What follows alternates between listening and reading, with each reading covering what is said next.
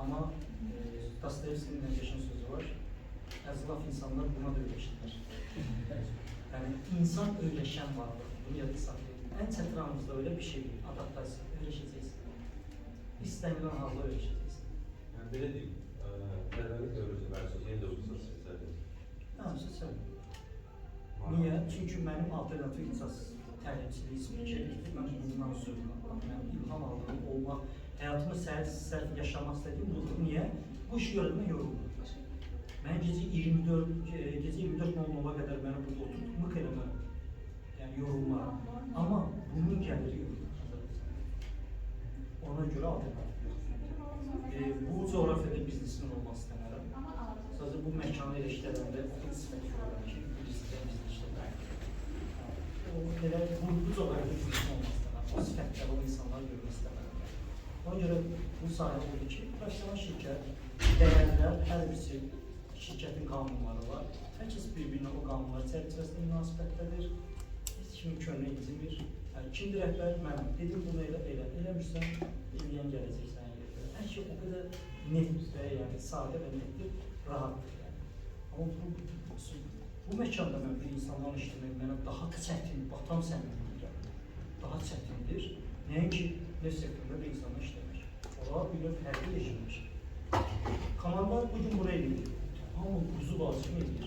Burada ise insan emosyonaldır, varlıqdır. Bugün bir səndən söz eşidir, sabah səndən söz eşitmir. Bugün yaxşı muddadır, sabah pis muddadır. Bugün xoşuma gələn adımlar atır, sabah şok edici adımlar atır. Çox çətindir yani. Ama neft sektörü bir iki yıl ki, edir. İqlim çətindir, hava şəraiti çətindir, iş rejimi çətindir, həyatından çoxalır, işin sənin həyatını əvəz edir. Sevgilərini yanında ola bilmirsən, birçok qurbanlar verməli olursan, dəxilsiz insanların dəxilsiz ölkələrdə olursan, yaxınlıqla girmə insanlar işləyirsən və o insana heç küçədə salam verməzsən, o komunizmdə olsan işləməlisən, çətinliklər var. Biliyorsunuz, çox da siyasət yürütməlisən, böyük pullar oynanılır. Böyük pullar oynananda həmişə xəyanət, bunlar hərəkətlər, orada biç balalar falan, bunlar həmişə elə yerlərdə böyük pullar yeyirlər. Bütün o şeylərdə özünü qorumalısan, hər bir şey elə aparmalısın ki, sabah bir şeydə sənin üstündə hissini atarılmasıdır. Yəni, iş aparmaq öyrənəcəksiniz. Siyasət öyrənməli olmalısınız. Menecerlər, bu qədər menecer var. Hər biri öz benefitini güdür. Bu qədər insan, bunlar hamısını necə kontrol edir. Bu da təcrübə, səhv eləyir.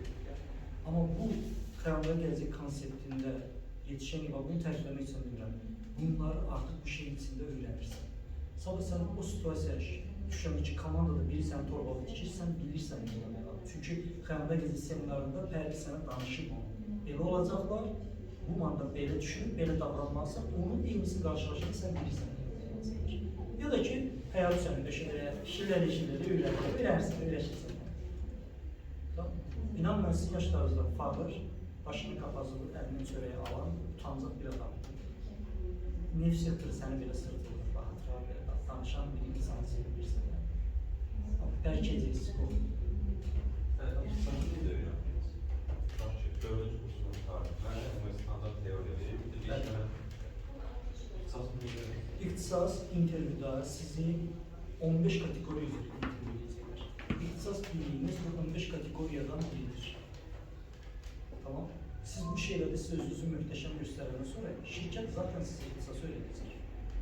Şirkete ne şey lazımdır? Sizde fundament var ya bazen. Çünkü fundament boştuysa orada ne birlikte o doldur yani. Ama üniversiteden biraz bazen doldurmuşsa bu şirkete bəsdir.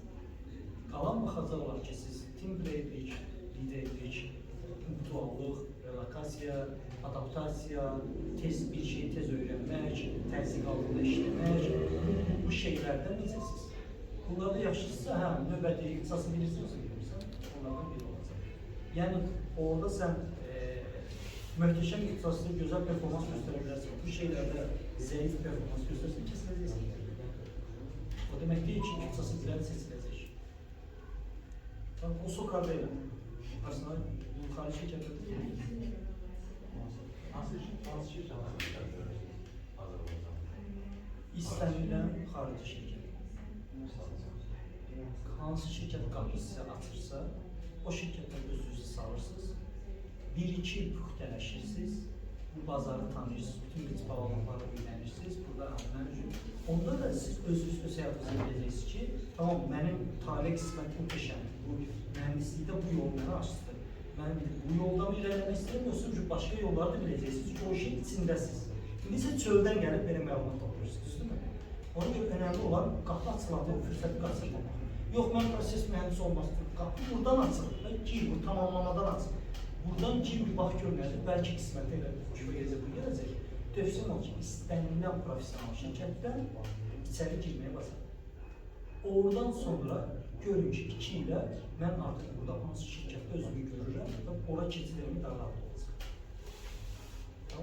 Konkret bu şirkət hər gün onun logosunu divara vurur, poster, profilindən paylaşır, yox, idollaşdırmayacaq bir şirkət. Mənə çörək hansı şirkət verirsə, o. Halliburton mənə uyduğu üçün herhalde 5 yıldır devam edəcəm. Daha yaxşısı təklif edənə qədər. Başa düşdünüz də, hara kimi Halliburton'dan daha yaxşısını təklif. Halliburton hara kimi məndəndir, əlimizdən yaxşısını tapar ki. Sən də necə inkişaf olmalısan iş həyatında, səndən yaxşısı gəlməlisən. Sən hələ də yaxşı, bütün ömür boyu o yaxşılığı davam etməlisən, performansı. Axırda deyəsən, bir insanları bölürlər,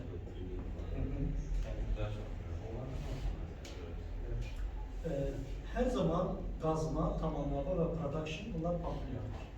Hər zaman çalışın ki, birinci variantı olmalıdır. Amma yenə də hər şey fərasətdən asılıdır. İstəniləndə siz yenə suzdura bilərsiniz. Qızı drilling, completion, production olanda biraz avantajlısınız. Daha çox sizə belə statusa sahibsiniz də, belə deyək də yəni. Amma digər nəqliyyat olsun, digər istiqamətlərdə burada mühəndis ola bilərsiniz. Siz tamamlamadınız. Mən istismarçıyam adına da qazletmədə, neft və qaz yataqlarının işləməsində istismar görürsünüz. Gəldim Şumumbeziyə, dedilər ki, biz sizi tamamlamada istəyirik. Həmin anda adımda tamamlamada mən bir abzası öyrənmişdim. Tamamlama nədir? Qapı oradan açılır, Qarabağ mənə bunu deyir, sürdür, okeydir. O istiqamət etdim və başladım Şumumbezidə onu öyrənməyə. Öyrəndikcə artıq işi sevirsən, başlasın ki, budur da yəni. O budurun özündə qəbul edirsən, mənim iş saatım budur, işim budur, öyrənməli və bilməli budur. O budur üzrə də gedirsən həyatı, öyrənməli. Və ondan sonra, və öyrənəndən sonra ki, uğur qazanmağa başlayırsan ha, o etapda da hər şeyi yerinə oturur, sevirsən, işini də sevirsən, hər şeyi kontrolda olursan, sevirsən hər şeyi. Bu öyrəndiyimiz ixtisas, hər yerdə eynidir. Bax, burada şuur bölümdə tətbiq edildiyi şey. Güzel sual. Hal-hazırda Ersan'ın eynidir. Yenidən öyrənəcəksiniz. Hətta bir şirkətdə bu 2 ildə işlədiyin texnologiya yalnız bu 2 ildə işlətmiş olacaqsa, 3-cü il yeni tender, yeni proyekt, fərqli texnologiya sıfırdan öyrənəcəksiniz. Məsələn, bugünə kimi mən single və dual competition'ı buraxan insandım. Ondan da bugün Halliburton yeni proyekt götürüb, multi-level competition diye bir şey var. Bunu görmək üçün mən gedirəm Səudiyyə Ərəbistanına, oradakı heyət illərdir multi-level eləyir. Mən gelib onlarla birlikdə işi görəcəm ki, bunlar bu iş necə görülür. Sonra artıq bu təcrübəni qaydacam Abu-Dhabi və Abu-Dhabi'də mən onu yerinə getirəcəm. Gördünüz? Sırf bu dəqiqə mən gedirəm, sıfırdan yeni bir peşə öyrənməliyim. Bitməyəcək, ömür boyu. Yəni, o cəhətdən təəssüf edəcəm. Ömür boyu öyrənməli olacaqsınız. Əslində o yaxşı, ömür boyu qeyd inkişaf olursan. Rutin yox. Yəni, rutin yox, cidden yox. Bu ixtisasın gələcəyi var. Biz bundan sonra yaşıyorlar, 50 yıl alır. Hələ də gələcəyi var. Belə deyil. Belə deyil, növbəti 25 ilə qarantiyanı verədilər. Növbəti 25 ildə də dostlar, siz xəyalınızdakı evi, bu gəlirində, növbəti 25 ildə də xəyalınızdakı evi, ailəni, maşını qura biləcəksiniz.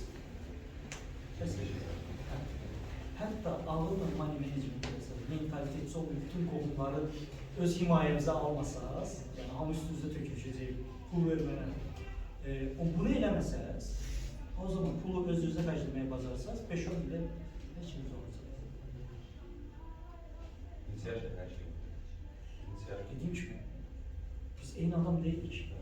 Mənim nə olduğumu, nələr xərcliyim, nə aldığımı məndə izləyə bilərsiniz. Amma siz onu istəmirsiniz bəlkə. Sizin həyat öz istəklərinizdir. Öz istəyinin bir maddi bədəni var. O bədən qədərini işləməlisin.